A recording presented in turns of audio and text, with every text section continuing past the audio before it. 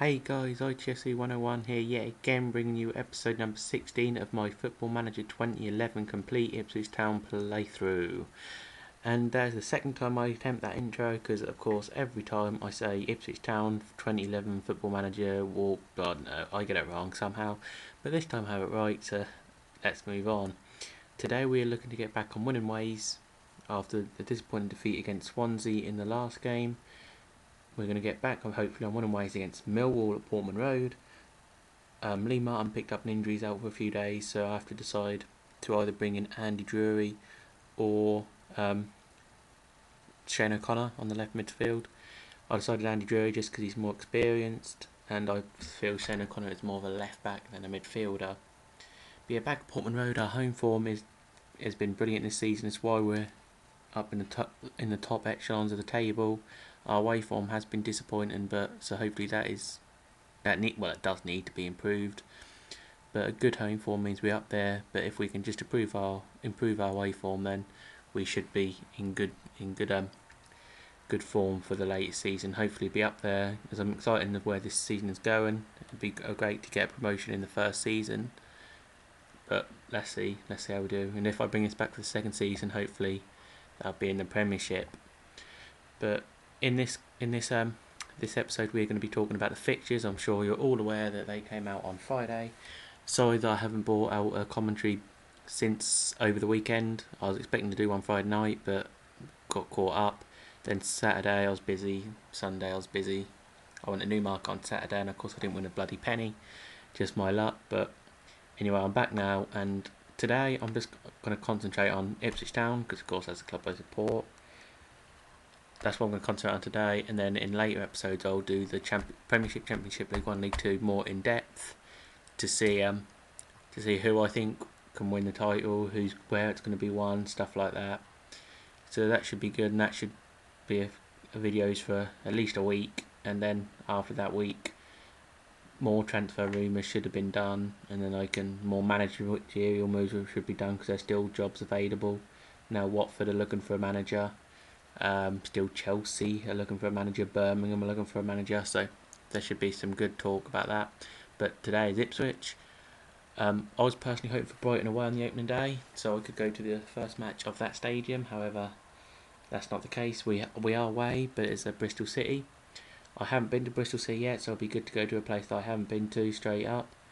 So that's really looking forward to that. August the 6th is the date, so just under 2 months. We won at Bristol City last year, a 30-yarder from young Josh Carson, who is a player to watch for next season. If he can keep going with his form of this season, where he broke into the first team, scored a few good goals. He's won his first caps for Northern Ireland, and he's only 17, 18 now, I think. In June he turned 18. So we won there last year, a good 1-0 win. We don't normally concede at Ashton Gate, which is good. I remember the last two visits before that were 0-0s, and this time we won 1-0. I'm not really sure what's happening with Bristol City. I haven't really heard them make any big signings, but I haven't heard them lose any of their big stars. I saw in the paper though that Leicester are planning to move for Nicky Maynard, so that'd be a huge shame for them. But for £4 million they could get some good replacements in. So hopefully we can get a win on the opening day. It's not an easy place to go to, Bristol City. Of course, they got close to reaching the Premiership a couple of years back, but that was when they had Gary Johnson. Is it Gary Johnson? I think it is. And but since then they've had a couple of managers. Keith Millen have done a good job getting them into a mid-table side, but if they'll be up there next season, I'm not too sure. As half time is 0-0, so not the best first half. So Bristol City first, then the Carling Cup is at home at Northampton before the first home league game. That is at home to Hull City. We drew with Hull at home last season. It was during the rejuvenated period under Paul Jewell. We drew 1-1. We went 1-0 up. For the life of me, I can't remember who scored, but I know that Jay Simpson got an equaliser, a late-headed equaliser to make it 1-1. I'm really annoyed that I can't remember who scored, but it doesn't matter. Hull had a good end to last season. Their away form last season was incredible. I think 18 matches without defeat or something stupid like that. Absolutely ridiculous. So that's going to be their first away game of the season, so they'll be totally up for that. They're looking to make some good signings. I hear they're trying to get Jack Hobbs from Leicester. They need a new keeper as well. I'm not sure who they're going to get for that. We're also probably going to be looking for a keeper. Martin Fulop could be on his way to Bursaspor in Turkey. I've been hearing we've been linked with Chris Kirkland and Scott Loach, who I both think would be terrific signings for a number one for a Championship side. Especially Scott Loach as he's younger. Chris Kirkland is 30, but I'd definitely take him as he is a top class England and one-time England international. So that's the first home game is Hull. Then the next away game is a short trip, probably it is the shortest trip all season, which is to Peterborough. I've been to Peterborough already. It's not the nicest of stadiums. The away fans is standing area, so that should be a newly promoted side, and hopefully they'll lose all their main stars like Joe Lewis, George Boyd, Craven Cal-Smith is definitely going to be going. 3 Premiership sides talking to him, so hopefully that'll be a win to start the season off. All the main fixtures, the opening day, the last day, Boxing Day, New Year's Eve, they are all away this season, which is a huge disappointment. I normally spend Boxing Day with family, but we're going to have to decide whether I'm going to do that or go to the away trip, which is at Leicester on that day. Leicester isn't the furthest journey, it's like a 3-hour trip from Ipswich. So hopefully, it depends what kickoff is. Sometimes they do it at 12:45 on Boxing Day, sometimes they do it at 3. If it's 12:45, I'll be able to get back to Ipswich by the evening. But let's hope, we'll have to wait and see. The New Year's Eve game is away at Reading. I've also been to Reading before. It was a 1-1 draw when I went there. It's a really nice, it's a nice stadium. Purpose-built stadiums are always the nicest, where they're all inclusive. No gaps in between the stands. The atmosphere can build up within them stands, as there's no base for the noise to get up. It just builds all around the stadium.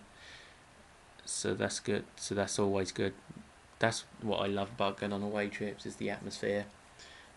Especially when the away fans are seated near the main stand of the home fans. That means the banter can get going. That's what I don't like about Ipswich. They put their away fans right the opposite ground of the north stand, which the Sir Bobby Robson stand, which is our main stand. So hopefully, that does lead to a lack of atmosphere sometimes. But yeah, so final day of the season is at Doncaster away. At Doncaster last season we won 6-0 away. Connor Wickham get him a hat-trick. So hopefully a repeat of that would be nice, and hopefully maybe we'd already be promoted if I dare say it when we get to Doncaster. Maybe we need to get a result there. So I think it's a good way to end the season. I don't think Doncaster will be. I think Doncaster may be relegated by that point. They only survived this season because of their start. They had a dreadful ending. So hopefully our last home game's at Birmingham as well. So that's going to be a tough home game. Was it Millwall? West Millwall, sorry. It's at home to Millwall. Our last home game, we're just home to Millwall. So yeah, that should be fine. Well, I wouldn't say fine, they're a good side, but hopefully it can end the home campaign on a win. I'm really confident for the season. Joel's getting some good players in. We're being linked with the right kind of players. So yeah, that's the summary of Ipswich Town fixtures. In the next episode, I'll bring you a summary of the Premier League fixtures, the opening day, where the title can be won, who I think is going to win the title, where the key matches are. So look forward to that. And then of course I'll go down the divisions for each episode: the Championship, then League 1, then League 2.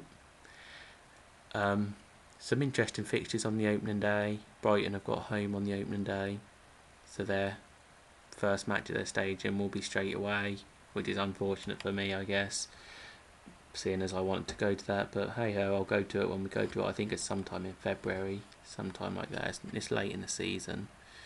But a lot of Tuesday night fixtures as well, which is bad for me because of course I've got uni, so I'm going to be a lot of travelling, maybe a missed couple of days of uni here and there, so it's disappointing.